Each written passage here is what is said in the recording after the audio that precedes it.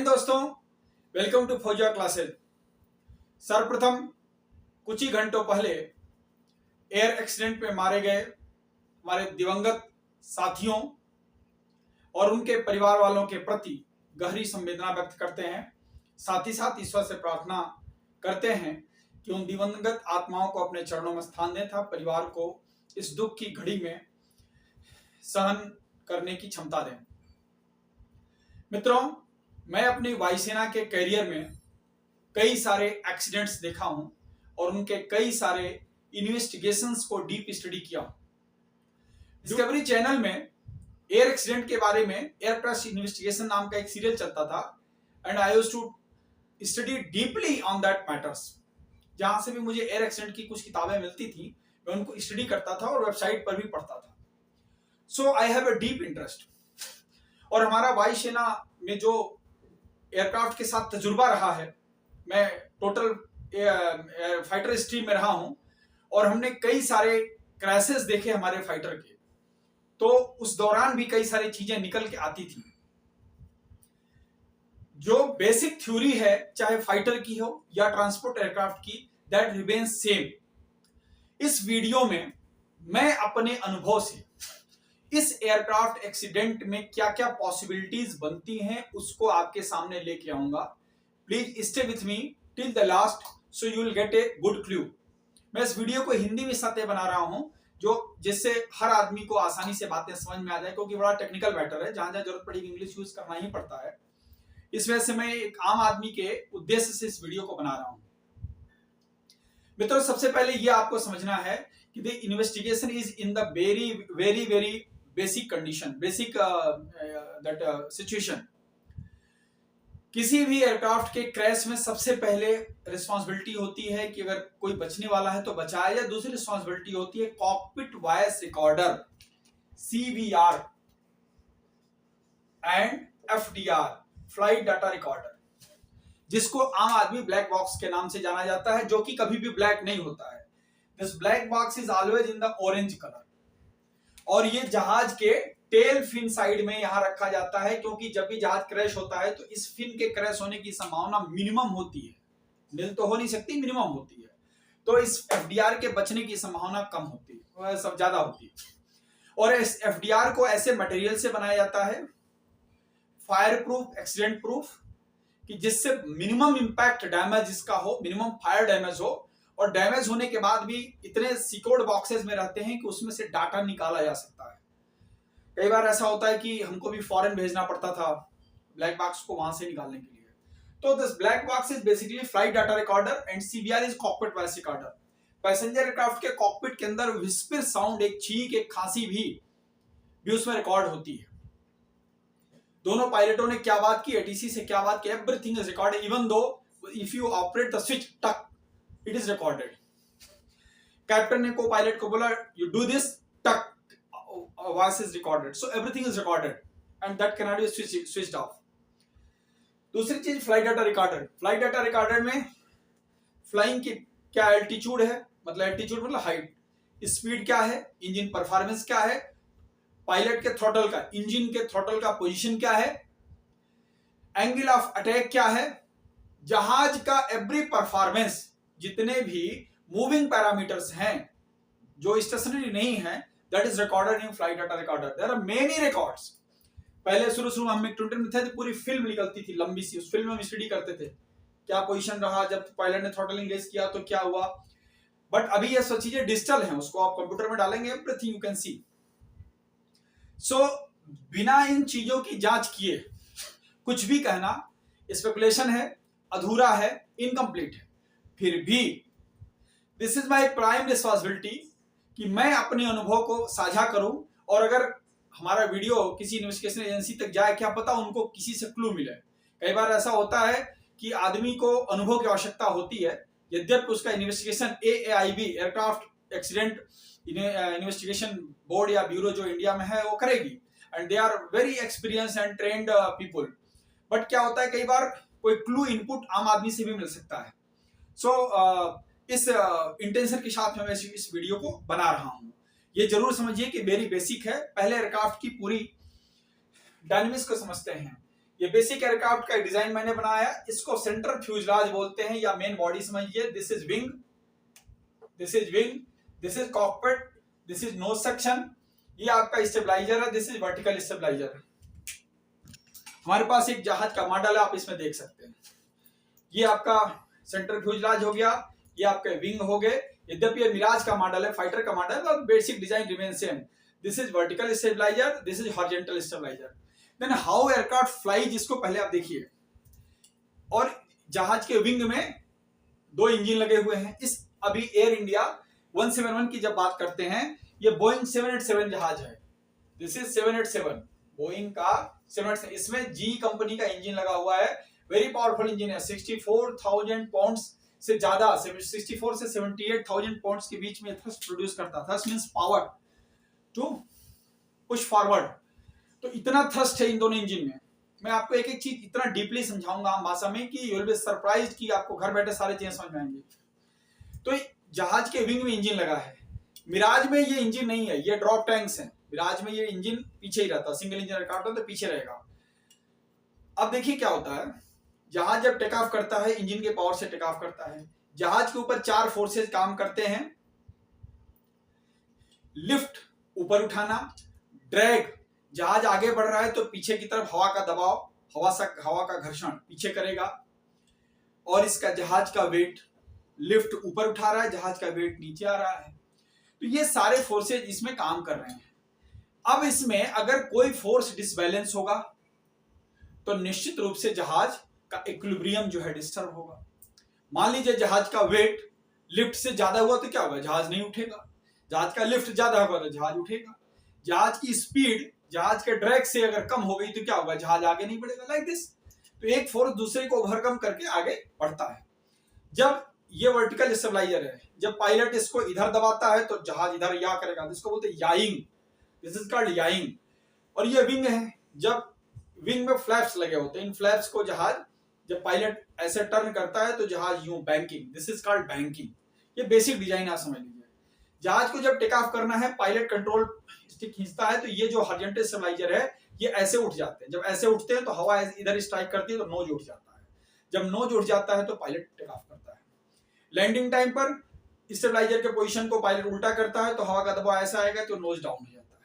तो जब nose down के लिए ये काम आता है horizontal stabiliser, left right movement के लिए वर्टिकल स्टेबलाइजर काम आता है, और बैंकिंग मतलब यूं ऐसे घूमने के लिए ये आपके विंग में लगे फ्लैप्स काम आते हैं। विंग में जो फ्लैप्स लगे होते हैं, एक्चुअली विंग में फ्लैप्स के उनको एलरॉन्स बोलते हैं। एलरॉन्स का काम है, ये उल्टा चलते हैं। मैं देसी भाषा में आपको फ्लैप समझा रहा हूं। उल्टा चलते हैं, एक उठेगा दूसरा गिरेगा तभी तो उल्टा मूवमेंट होगा, एक नीचे डाउन होगा तभी तो यू मूवमेंट होगा। विंग में इसके अलावा फ्लैप्स जो लगे होते हैं उनका और भी काम है। टेक ऑफ के टाइम पर फ्लैप के पोजीशन को 5 degree, 10 degree, 15 degree, that differs from the design of the aircraft. Different aircraft में डिफरेंट एंगल्स हैं, फाइटर्स के एंगल्स अलग हैं। तो फ्लैप को यूं करके डाउन करके एयर के मूवमेंट का पाथ बढ़ाते हैं जिससे स्पीड बढ़ जाए, और स्पीड बढ़ने से वेलोसिटी बढ़ती है तो प्रेशर कम होता है, तो नीचे का प्रेशर ऊपर उठ जाता है जिससे जहाज को ऊपर लिफ्ट मिलता है।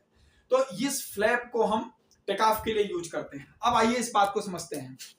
जैसा कि न्यूज में आप लोगों ने सारी बातें समझ रखी हैं, उसमें आधे लोग तो फर्जी स्पेकुलेशन लगा रहे हैं, लेकिन यहां हम टोटल टेक्निकल मैटर पर डिस्कस करने वाले हैं। Please see the video till the last, total technical matter.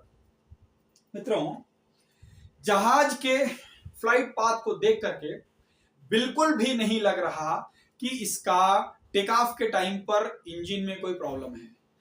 अब देखिए, किसी भी एयर एक्सीडेंट के जो प्रमुख कारण होते हैं पहले उन पर हम चर्चा कर लेते हैं। कोई भी एयर एक्सीडेंट होता है उसके जो मेन कारण है, technical failure, human error, circumstances और सैबोटेज। हम इसी पॉइंट पर एक एक करके चर्चा करेंगे। पहले हम आते हैं टेक्निकल फेल्योर पे। टेक्निकल फेल्योर में बहुत लोगों का कहना है कि इंजन सीज हुआ। इंजन सीज होने का मतलब, भाई 2 इंजन वाला जहाज है, दोनों इंजन एक साथ सीज होना नेक्स्ट टू इम्पॉसिबल है। until unless I am making one quote, until unless the total fuel starvation has happened at the inlet of the engine, which is rarest of the rare case. One thing came into my mind, that if somebody has tried to fill the ATF aviation turbine fuel, जहाजों में petrol नहीं पड़ता, diesel नहीं पड़ता, ATF पड़ता है, और उसमें क्या पता उसने सिर्फ एयर प्रेशर गया हो और एक्चुअल फ्यूल नहीं गया हो, but not possible because these aircraft are the fitted with the many type of fuel sensors. अगर फ्यूल एक्चुअली नहीं जाएगा तो वहां पर जो है गेज उनको शो नहीं करेगा, पायलट को ऐसे ही स्टार्टअप से पहले चेक्स में पता लग गया होता। एक चीज। दूसरी क्या चीज हो सकती है, some people are trying to say that there might be chances of fuel contamination. Yes, I accept it. अगर किसी फ्यूल में किसी प्रकार का मिलावट है तो क्या वो मिलावट इस लेवल पर है, भाई 10,000 लीटर के अंदर 1 लीटर मिला दिया, 2 लीटर मिला दिया, और क्या तुरंत मिलाते ही इंजन के इनलेट पर तुरंत स्टार्वेशन हो जाएगा? क्या नहीं। अगर फ्यूल में कंटामिनेशन है और अगर इस लेवल पर है 90% से ज्यादा, अगर कोई दूसरा फ्यूल मिला दिया गया है, रॉन्ग फ्यूलिंग हो गई है, तो मैं मानता हूं कि इंजन फेल हो गया होगा। लेकिन अगर ऐसा नहीं हुआ, अगर ओनली फ्यू कंटामिनेशन है, जैसे हमारे फाइटर्स में भी कई हमारे फाइटर क्रैश के चक्कर में राजस्थान सेक्टर में फ्यूल के अंदर डस्ट आ जाया करती थी, और डस्ट पंप के अंदर रोटरी साइड वाल्व को जाम कर देता था, पंप फेल हुए कई सारे। So we started taking much precaution on that matter. अगर आपका फ्यूल बहुत ज्यादा कंटामिनेटेड नहीं है तो क्या होगा, इंजन का परफॉर्मेंस डाउन होगा, थ्रस्ट कम होने लगेगा, लेकिन suddenly thrust will not be last कि जहाज 625 फीट पे जाकर के फायरवॉल की तरह गिर जाए। This will not happen. This can happen only in the case कि दोनों इंजन को फ्यूल सप्लाई करने के लिए यहां पर कोई ना कोई मास्टर शट ऑफ वाल्व लगा होगा। ये मास्टर शट ऑफ वाल्व तब यूज करते हैं जब कोई इंजन निकालना हो, तो विंग के फ्यूल सप्लाई को इंजन में न जाए, तो यहां पर कोई मास्टर शट ऑफ वाल्व अगर लगा होगा इस जहाज के अंदर, वह मास्टर शट ऑफ वाल्व किसी ने बंद कर दिया हो, तो निश्चित रूप से इन दोनों इंजन को जाने वाला फ्यूल सप्लाई बंद हो सकता है। जहाज जितनी देर उसके पाइपलाइन में फ्यूल रहा होगा या पंप के इनलेट पे फ्यूल रहा होगा, उतने से इंजन स्टार्ट हुआ, टेक ऑफ किया, और टेक ऑफ करते ही fuel supply is lost. This is the one technical reason that may happen that fuel shut-off valve was closed. Due to that, the fuel supply was not fed to the inlet of the engine or the fuel pumps of the both engine. My dear, I am talking, this is the rarest of the rare case. दूसरी बात लोग करते हैं bird hit की।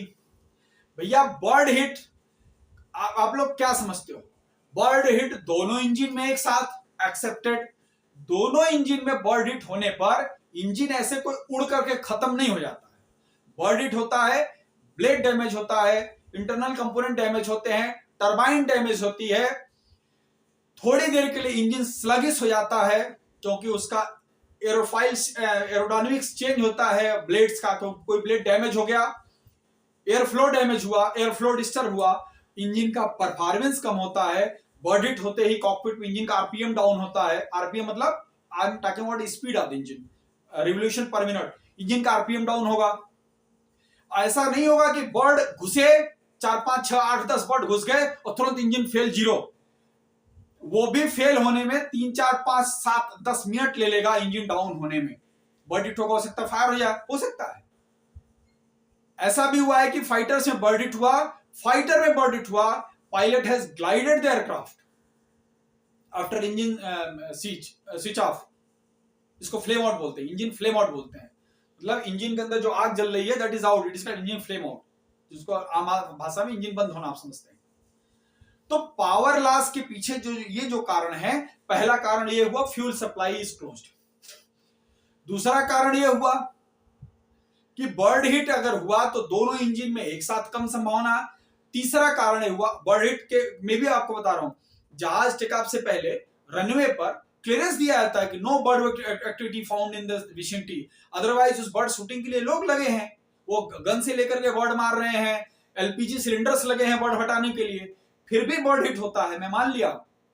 पहली बात, 1:30 बजे का जो टेम्परेचर है, उस हाई टेम्परेचर में bird activities are lesser than the activities in other span of the time. Bird activity सबसे ज्यादा इवनिंग में होती है, 4:30, 5, 6 बजे करीब, सूर्यास्त के समय पर। तो एक थ्योरी ये भी है। और बर्ड हिट होने पर 40 सेकंड 50 सेकंड में इंजन का थ्रस्ट 0 नहीं हो सकता। मैं ये मानने के लिए तैयार हूं, मैं किसी से भी डिस्कशन कर सकता हूं। नंबर 2, अब आते हैं बर्ड हिट में। मैं देखा हूं ब्लेड डैमेज हुआ, टरबाइन डैमेज हुआ, उसके बाद भी जहाज लैंड किया भाई साहब। हमने इंजन निकाला, चेंज किया हमने इंजन को। उसके बाद हम आते हैं टेक्निकल एरर में, और मैटर डिस्कस करते हैं। टेक्निकल एरर में एक मैटर यह भी रहा, आपने देखा जहाज टेकऑफ के बाद पूरे फ्लाइट पाथ तक जहाज का जो अंडर कैरेज है, इस विंग के अंदर 2 अंडर कैरेज और नोज के नीचे एक अंडर लैंडिंग गियर लगा रहता है। इसको मेन अंडर कैरेज, इसको नोज अंडर कैरेज बोलते हैं।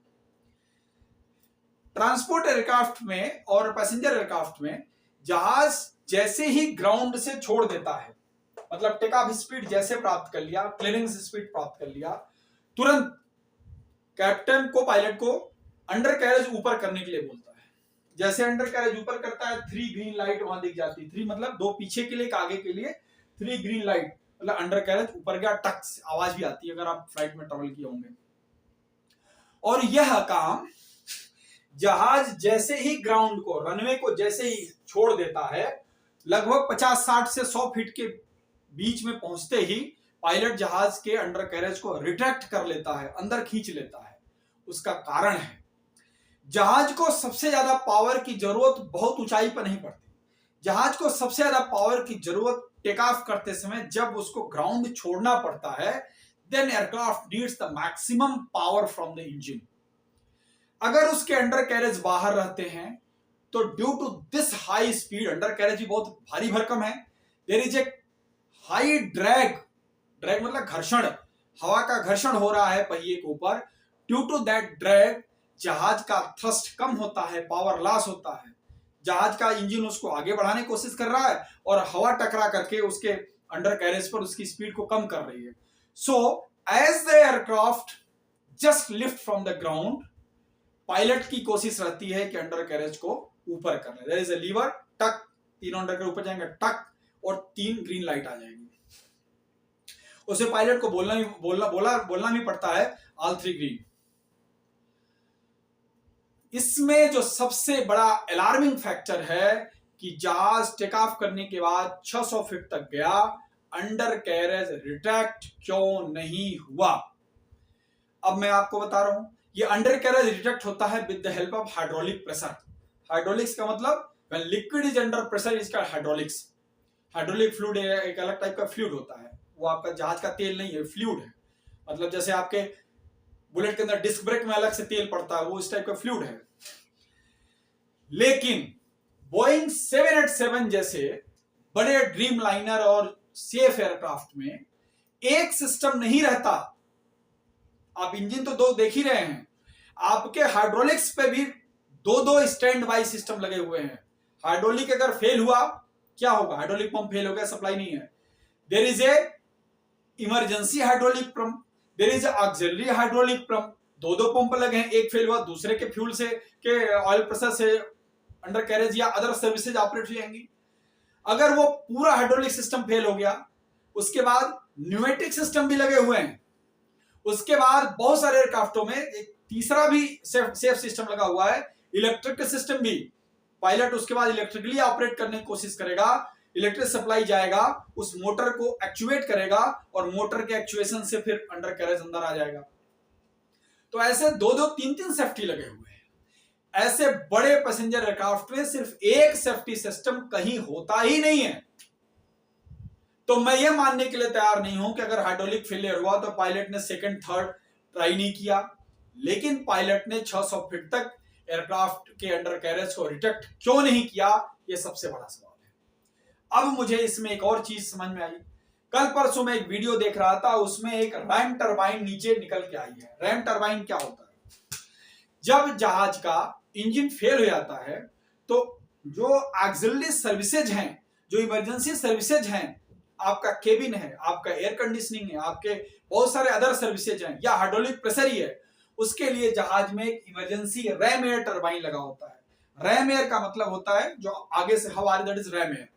एक तुरंत एक टरबाइन जहाज के नीचे से ऐसे निकलेगी और वो घूमने लगेगी ड्यू टू एयर प्रेशर, हवा के दबाव से, और उसके घूमने से जो पावर पैदा होगा उस पावर से इमरजेंसी सर्विसेज कुछ देर तक या कुछ प्रेशर बिल्डअप कर लेती हैं।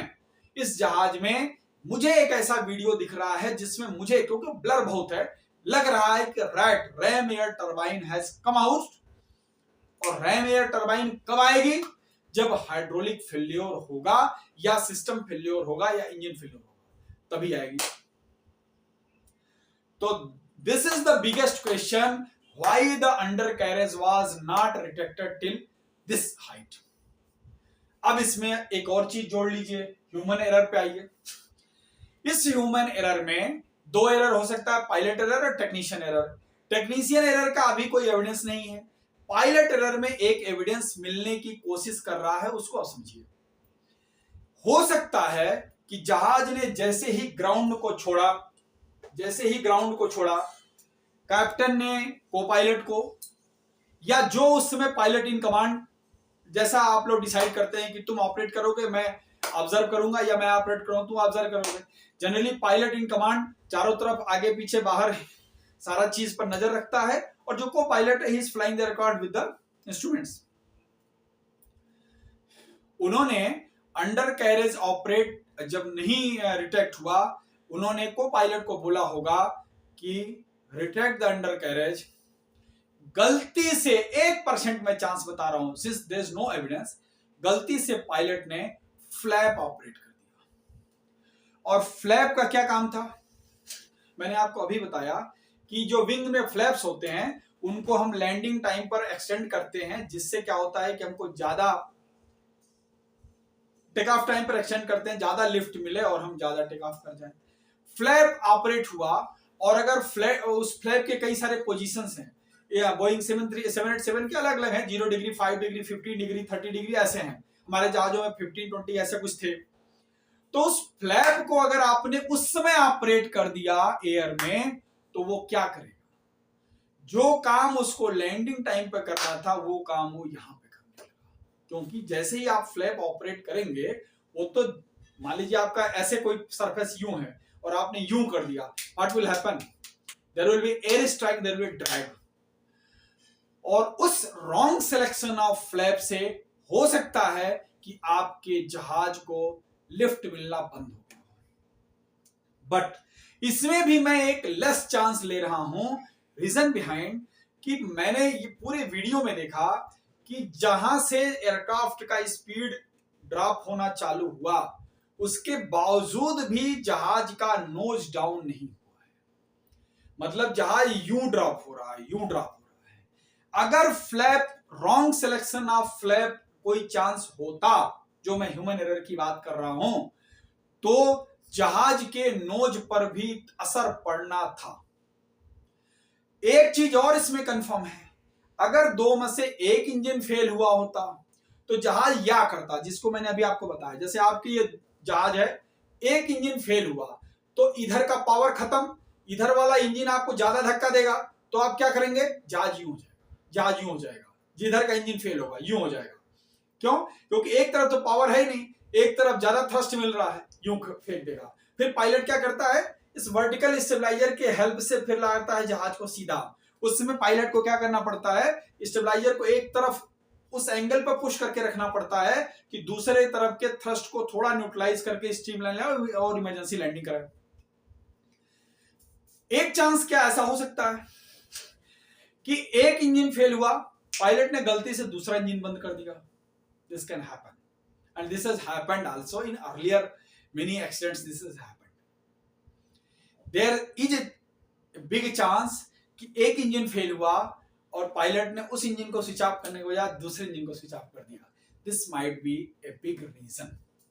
But again question, जब हम इन्वेस्टिगेशन के पॉइंट ऑफ व्यू से बात करते हैं, so every cause needs to be questioned. अगर पायलट ने एक इंजन स्विच ऑफ कि एक इंजन स्विच ऑफ करने का इंटेंशन लिया तो निश्चित रूप से उसके कॉकपिट वॉइस रिकॉर्डर में ये बातें सामने आएंगी।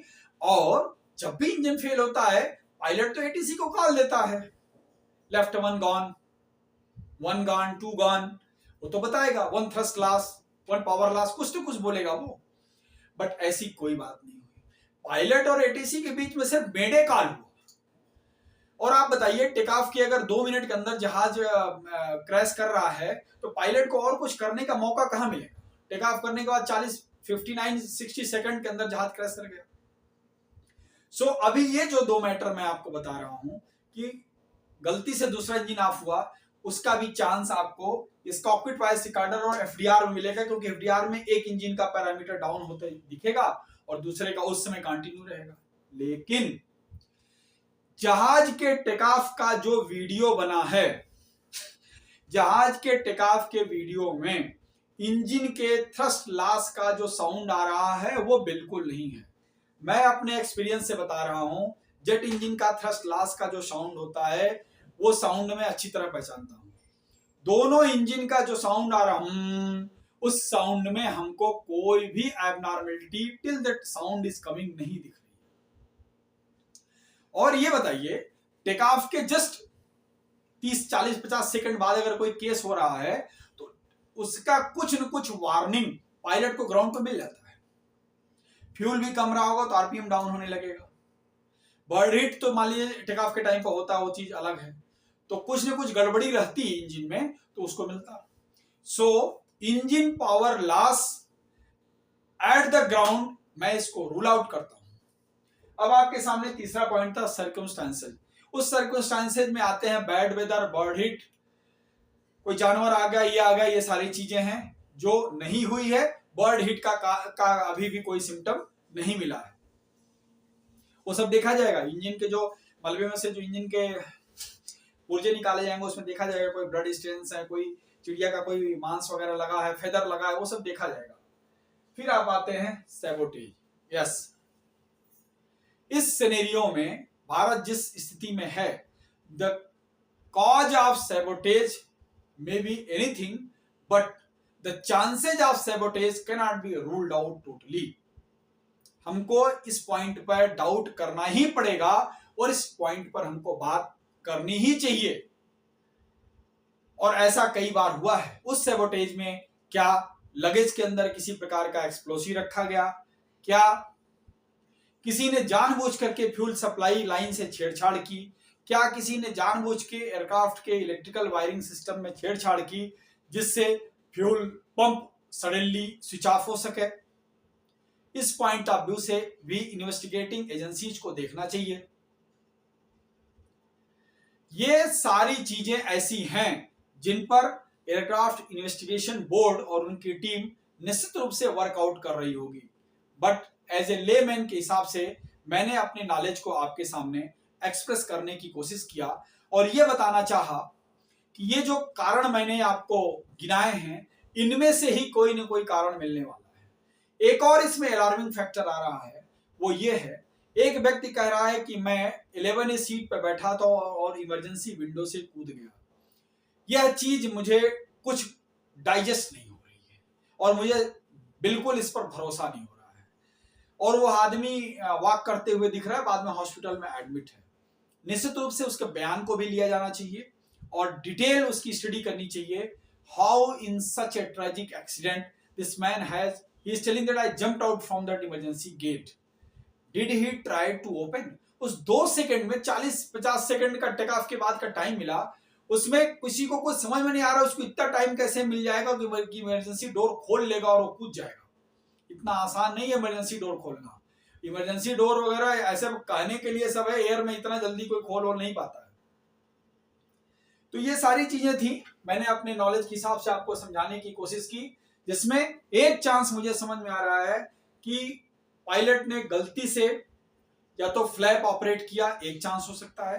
हाइड्रोलिक फेल्योर का चांस अगर है तो निश्चित रूप से उस हाइड्रोलिक फेल्योर के चांस में ही रैम एयर टरबाइन बाहर निकलेगी, वो हो गया।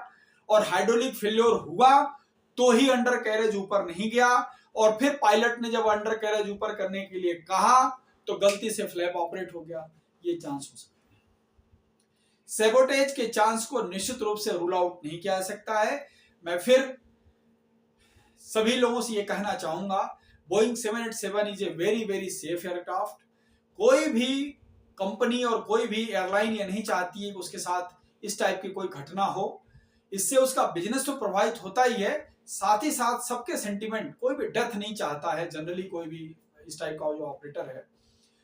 यद्यपि वो अपनी बेनिफिट निकालने के लिए बहुत सारे शॉर्टकट्स करते हैं, फिर भी इस लेवल पर कोई शॉर्टकट नहीं किया जाता कि कोई सेफ्टी से समझौता हो।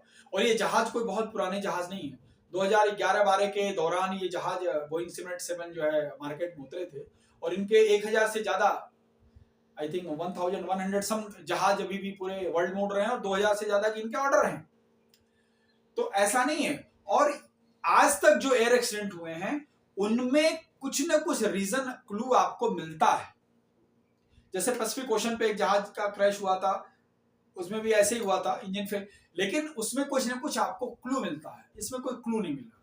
दूसरा एक क्लू और आपको मैं बता रहा हूं, कभी भी ऐसा एक दो बार ऐसा भी हुआ है, कोई जहाज टेक ऑफ के टाइम पर उसका टायर बस्ट हुआ, टायर बस्ट करके उसका जो टायर का मटेरियल है उसने विंग में मारा, क्योंकि मोमेंटम बहुत था, वेलोसिटी बहुत थी, विंग मारा, विंग डैमेज हुआ, फ्यूल उससे ड्रॉप होने लगा। बट ये सारी चीजें क्या हुआ, अगर विंग डैमेज हुआ, फ्यूल गिरने लगेगा, पायलट को फ्यूल ड्रॉप सिग्नल मिलेगा। और जहाज में मान लीजिए 70-80 हजार लीटर तेल है, तो फ्यूल मान लीजिए विंग में डैमेज हुआ तो तुरंत ही 80 हजार लीटर फ्यूल थोड़ी गिर जाएगा, वो तो टाइम लेगा ना, उतने में जहाज वापस रिटर्न होकर के इमरजेंसी लैंडिंग कर सकता है। तो ये भी चांस नहीं हुआ। जो लोग पहले से मीडिया को फॉलो करते हैं या न्यूज देखते हैं उनको याद होगा, कॉनकॉर्ड एक जहाज था जिसकी बहुत ज्यादा स्पीड थी, उसका यू शेप था, कॉनकॉर्ड का क्रैश हुआ तो उसमें यही हुआ था। रनवे पर एक मेटल का स्ट्रिप पड़ा था, जहाज टेक ऑफ के टाइम पर टायर उसके ऊपर पड़ा, टायर बस्ट हुआ, टायर बस्ट होने से टायर का इतना बड़ा टुकड़ा निकला, और वो due to high rotation of the tyre उस टुकड़े ने मारा अंडर कैरेज के अंदर एक इलेक्ट्रिकल सिस्टम को मार दिया, उस इलेक्ट्रिकल वायर को मारा, बगल में एक फ्यूल पाइप को मारा, और उससे स्पार्किंग हुई, फ्यूल में आग लग गई और जहाज क्रैश कर गया। उसके बाद कॉनकॉर्ड की फ्लाइंग बंद हो गई, कई सारे पैसेंजर उसमें मारे गए थे। सो ये रहा मेरा अनुभव इस एयरक्राफ्ट इन्वेस्टिगेशन के बारे में। और भी कोई क्लू आगे जैसे जैसे मिलता है मीडिया के माध्यम से, क्योंकि अभी हम सारे लोग मीडिया के ऊपर डिपेंड है, जो इनपुट्स वहां से मिल रहे हैं उसी बारे में बात कर रहे हैं, तो हम आपके सामने लेके आएंगे। जय हिंद, वंदे मातरम।